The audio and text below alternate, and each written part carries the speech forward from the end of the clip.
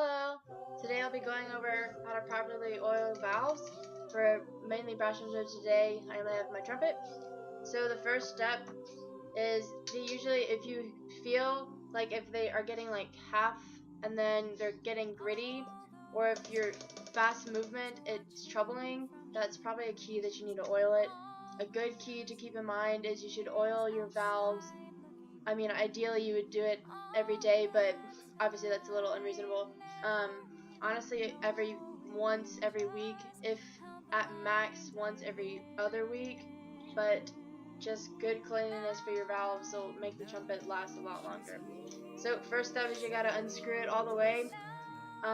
One method that people do is they just have it just a little bit, and you can just put a couple drops, and then you work it in a little bit, and then you have to make sure that it lines up. If you can hear that click, that means it's lined up. If you don't get it right, then you won't even be able to blow air through. And if you have it the wrong way, this is what it does.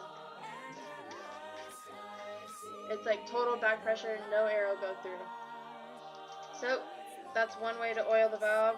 Another method that people do is some people take it all the way out and then they oil it. Again, same process. You put a couple drops. I like to oil mine quite often, and I like to put a large amount of oil on there just because that's how I have always done it. Again, same process. These numbers right here, they have to be facing the player, and if they're not, again, you won't get any back pressure. That's a little bit different with the second one because there's already air that's going to be going through this tubing. So for the second one, you can actually play it, and if you push it down, that's how you know that the valve isn't in correctly. Again, you'll just work it a little bit, twist it side to side if it's really gunky, or if it's really resistant, just keep working it. And there's that.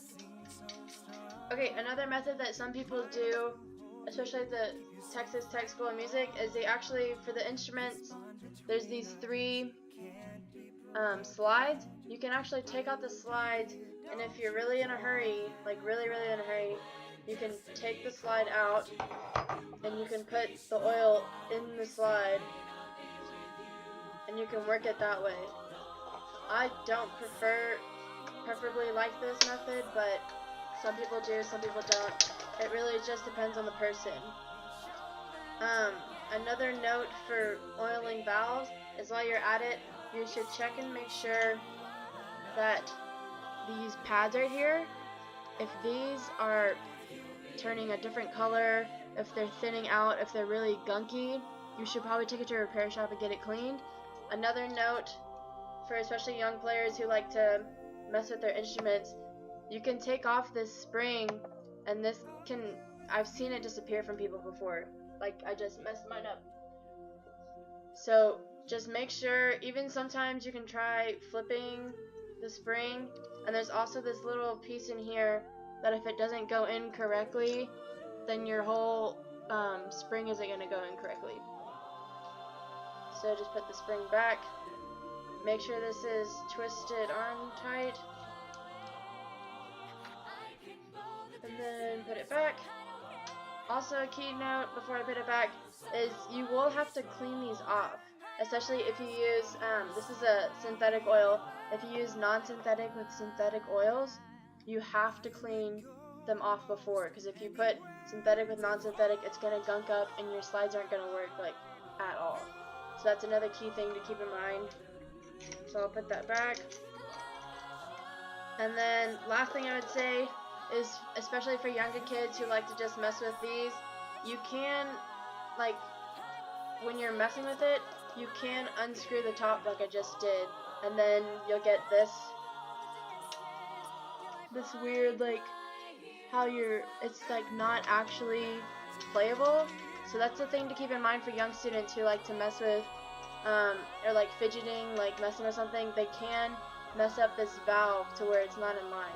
So the quick thing to do is you have to be careful, but you have to take off the top, and then you'll have to, the spring will come off easily, and then you just have to push it like that, and then just gotta put the spring back in, put the top back on, and voila!